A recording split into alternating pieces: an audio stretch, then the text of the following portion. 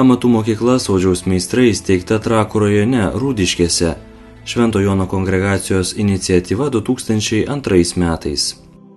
Voilà. Donc je suis le frère Jean-Emmanuel, prieur de la communauté Saint-Jean à Vilnius. Mūsų bendruomenė į Lietuvą atvyko kardinolo Bačkio prašymu rūpintis jaunuoliais ir šeimomis. Gana greitai sukūrėme pagalbos gatvės vaikams programą, o vėliau ir amatų mokyklą Sodžiaus meistrai, kad vaikai negrįžtų į gatvę, o mokytųsi amato ir turėtų darbą. Profesinių mokyklų tokių aplink nebuvo, kad būtų galima neturint pagrindinio išsilavinimo, tai yra nebaigus 10 klasių, įgyti profesinį išsilavinimą. Tada broliai pradėjo žiūrėti, žvalgytis po Europą, kokios nors mokyklos sistemos, kaip būtų galima suteikti tą profesinį išsilavinimą tokiem problematiškiem būtent vaikam. Ir bekeliaudami jie susipažino su mūsų dabartiniais partneriais, tai yra Les Compagnons du Devoir, Prancūzijos viena seniausių mokyklų amatininkų ir prestižinio. Ir jie sutiko bendradarbiauti, padedant savo specialistais ir kuriant mums šitą mokyklą. Ir viena buvo aišku, kad ta mokykla neturi būti didelė, kad toje mokykloje jaunimas atėjęs ir tie vaikinai turi jaustis saugus, kad būtent jie galėtų siekti to savo profesinio išsilavinimo, kad jie būtų išgirsti, suprasti ir taip galėtų skintis į tą savarankiško gyvenimo kelią savo.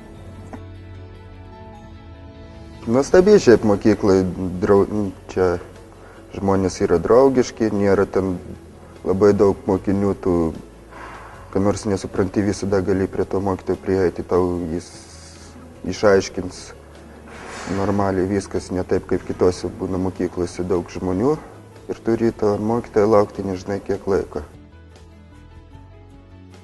Čia linksma, mokytojai su tavimi elgiasi kaip su saviškiu, kaip su jais kažkaip, nesivaržai. Atrodo, kad mokytojai yra tavo amžiaus arba kad jie tiesiog labai padeda. Esu iš Prancūzijos. Jau 10 metų mokau amato pagal kompanionų sistemą. Dirbdamas apkeliavau Prancūziją ir kitas Europos šalis. Sutikau atvykti ir į Lietuvą. Lietuvoje ir Prancūzijoje darbo technologijos yra skirtingos, bet mums pavyko mokymo programą pritaikyti atsižvelgiant į Lietuvos įmonių poreikius. Amatų mokykloje besimokantys jaunuoliai galės tapti kvalifikuotais specialistais, prisimti atsakomybę, o vėliau galės būti ir įmonių vadovais. Pas mus yra praktikos labai daug, yra pusė laiko, mokymosi procese skiriama praktikai ir praktika nėra koncentruojama į, tarkim, mokslo metų pabaigą, o yra visus mokslo metus nuo pat rugsėjo 1. Kai kurie kursai būna praktikoje, vyresni kursai būna praktikoje, o pirmas kursas jie po tam tikrų saugos darbe mokymų eina į taip pat į praktikos vietas. Amatų mokykla tapo viena iš pirmųjų privačių profesinio mokymo įstaigų Lietuvoje, taikančių dualaus mokymo metodiką. Mokydamiesi pagal šią metodiką, jaunuoliai 2 savaitės mokosi mokykloje, kitas 2 atlieka praktiką įmonėse.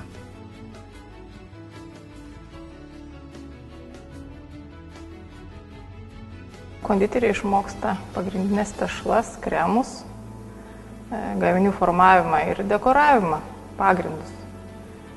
Taip pat jie išmoksta laikytis tvarkos, higienos, taip pat jie išmoksta laiku ateiti į darbą.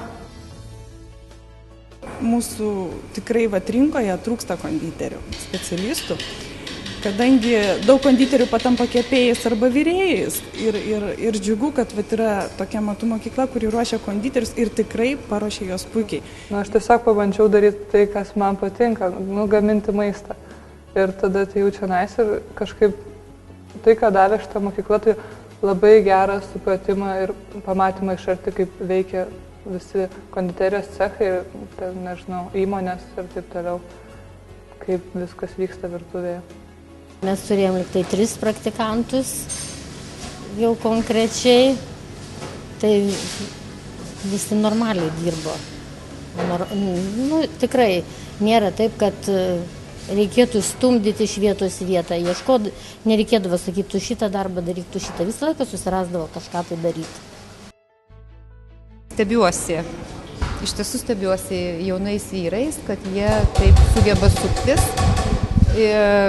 nėra tokie pasimetę savo, pasiėmė receptūrą ir iš karto mato, ką reikia daryti ir kaip reikia daryti, mato gaminį, kurį reiks daryti, jokio tokio, kad stovi ir nežinau, ką reikia daryti.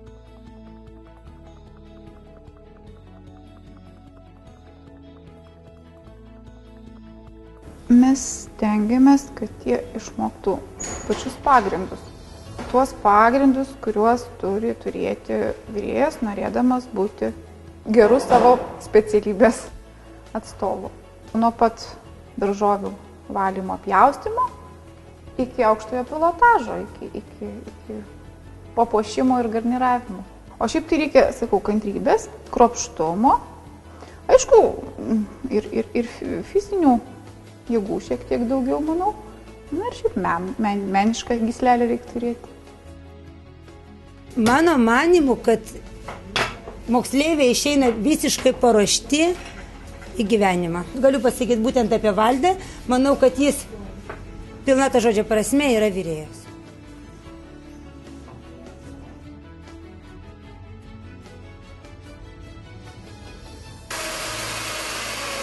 Dailidžių specialybė tai jau labiau daug platesnė specialybė, nes ta prasme įeina rąstiniai namai, skydiniai namai, karkasiniai, visokie konstruktyvai, stogų konstrukcijas, labai daug darbo. Šitų dalykų ir prityrę staliai negalėtų Lietuvoje padaryti, nes jie paprasčiausiai nežino tų principų, kuriuos žino šitie vaikai. Čia, aišku, yra didelis indėlis prancūzų mokytojų, kurie čia atvažiavo į tą mokyklą, su giliom medinių namų, reiškia, stogų, dailidžių įrengimo tradicijom. Pas mus Lietuvoje nelabai visi žino, kas tai yra dailidė. Na, ta specialybė gera tuo, kad praverčia gyvenime. Pačiam, jeigu reikia kur nors namą pastatyti pačiam, kad daug lėšų neskirti kitiem darbininkam, kurie dirbtų, pats išmokęs šitą specialybę gali vienas arba keliesi namą statyti. Reikia būti stipriam, reikia susigaudyti, skaityti brėžinius gerai. Reikia mėgti medį, mokyti dirbti su juo.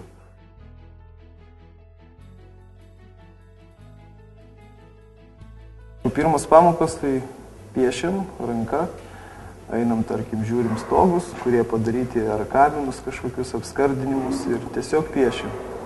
Tada jau po truputį kylam į viršų, braižom, tai ką nubraižom atsinešam į dirbtuvės, braižomės ant skardos, kerpam ir tokiais mažais darbais einame į viršų. Gerai, kad jie gauna teoriją ir, sakysim, pagal tą teoriją jie atlikinėja praktiką. Ne kažkokius 2 metus mokinasi teoriją, ir paskui metus praktiką. Yra teorija, praktika ir tada jie tas žinias iš karto panaudoja teorinės praktikoje. Iš tikrųjų būna visokių ir problemų, ir bėdų, bet mes jas sprendžiame ir iš tikrųjų nėra to blogų, kas neišeitų į gerą. Studentai dirba, stengiasi ir nori dirbti. Ir tikrai galima rekomenduoti visiems, kad priimtų, mokintų ir gal paskui jie liks toliau dirbti įmonėse. Gera specialybė, geras darbas, geras užmokestis, žmonėm padėti, stogas, kad nebūtų kiauras ir taip gerai. Šiuo metu Lietuvoje kaip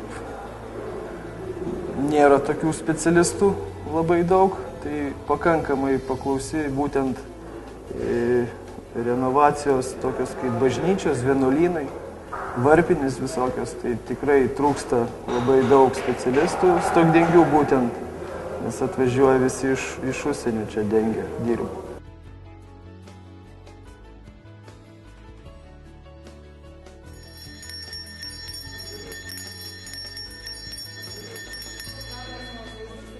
Mokyklos pedagogai, įmonių vadovai ir Švento Jono kongregacijos broliai džiaugiasi padėdami mokykloje besimokančiam jaunimui tapti gerais amatininkais.